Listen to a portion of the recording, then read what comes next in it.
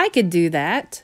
Esther Morris Gets Women the Vote by Linda Arms White. Pictures by Nancy Carpenter.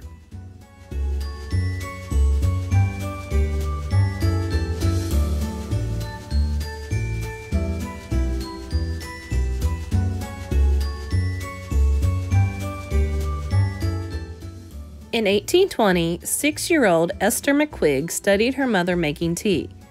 I could do that, she said. Make tea? Asked Mama. The older girls do that. But I want to learn, said Esther. And she did. She pumped water into the kettle and set it on the wood stove to boil. She scooped tea leaves into the teapot, then poured steaming water over them. Esther strained the tea into cups, one for her mother, one for herself.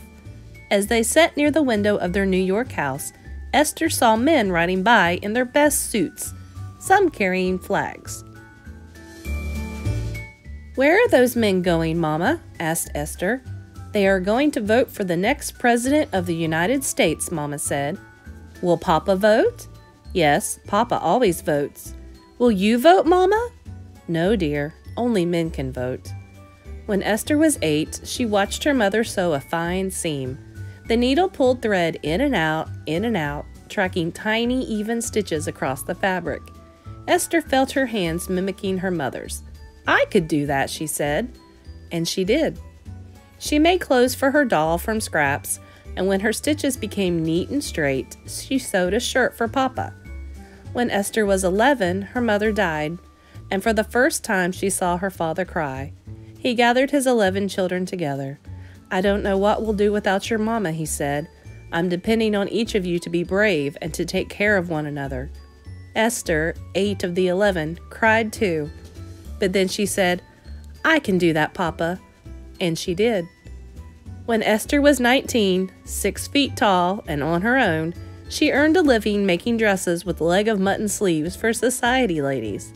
When the ladies wanted hats to match the dresses, Esther designed and made those too. Soon she thought of opening a millinery shop. You are much too young to run a business, she was told. I don't see why, was Esther's reply. And with that, she opened a hat shop in Owego, New York.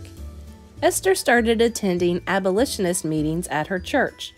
But a throng of people who believed in the right to own slaves threatened to stop the meetings even if they had to tear down the Baptist church where they were held. You can't do that, Esther said. I'll stop anyone who tries. When Esther was 28, she married Artemus Slack, and a few years later, they had a son they called Archie.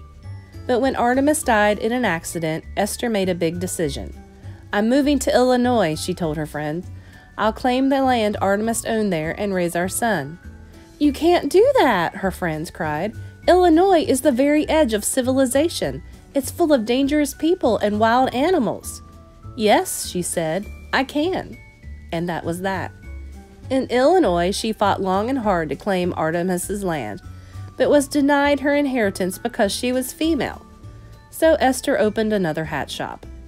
Esther met and married John Morse, a merchant and immigrant from Poland, and in 1851 she gave birth to twin boys, Edward and Robert. But John had a hard time making a living, so while Esther raised the children, cooked the meals, and washed the clothes, she helped earn the money too. When Esther was 46, she went with John to the presidential election polls and watched through the window while he voted. You know, she told him when he came out, I could do that. Politics is the business of men, my dear, he said. Said Esther. It's our country too. When war broke out between the northern and southern states, Esther was proud that Archie joined the victorious fight of the North to end slavery.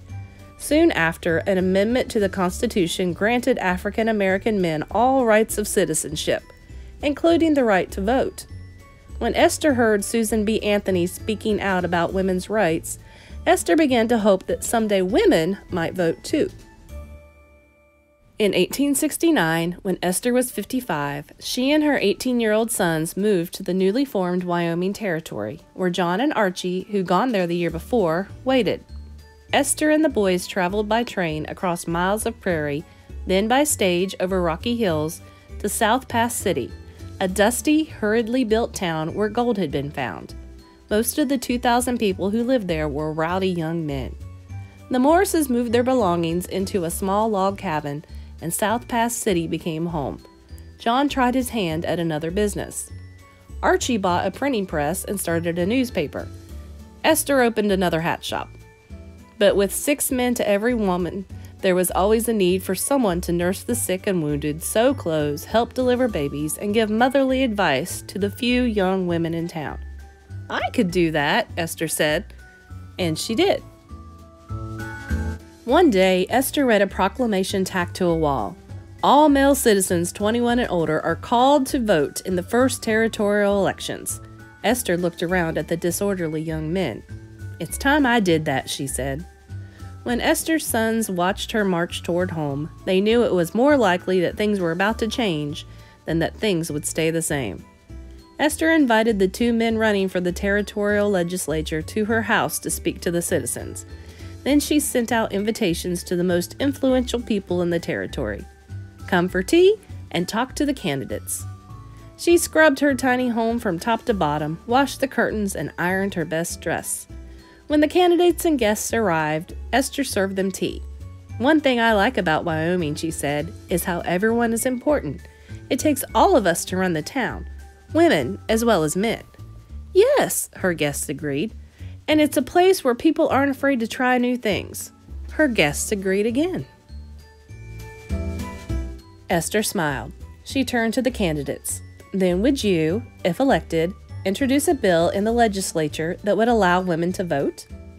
Suddenly, in that tiny room full of people, not a sound was heard. Finally, Colonel William Bright spoke. "Mrs. Morris, my wife would like to vote too.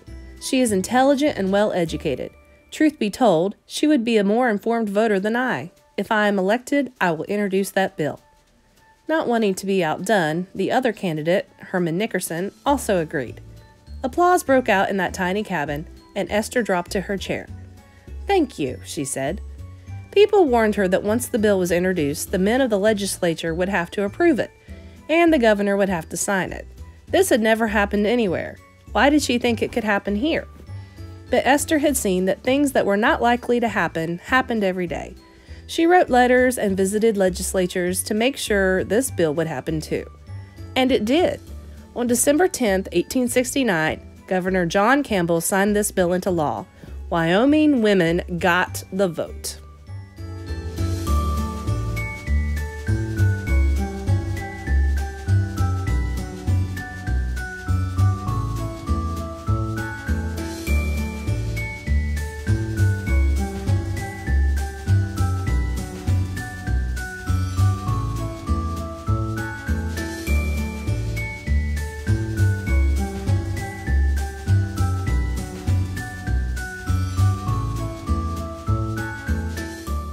Women across the country rejoiced for the women of Wyoming, but some people didn't like it. Only 8 days later, Judge James Stillman, the country's Justice of the Peace, turned in his resignation. He refused to administer justice in a place where women helped make the laws. Word went out that a new Justice of the Peace was needed.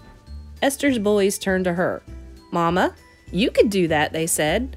And so she applied. Archie, then clerk of the court, proudly swore his mother in, making Judge Esther Morris the first woman in the country to hold public office. But Judge Stillman refused to turn over the official court docket to Esther. "Never mind," she said.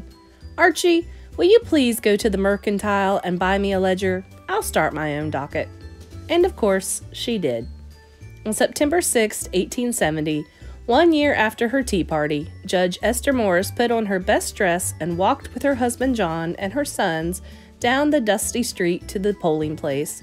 She would be one of 1,000 Wyoming women voting that day, the first ever given that right permanently by any governing body in the United States. As they walked, John, who still didn't think women should vote, tried to coach her on which candidates and issues to vote for. Esther held up her hand. "I can do this," she said. And she did.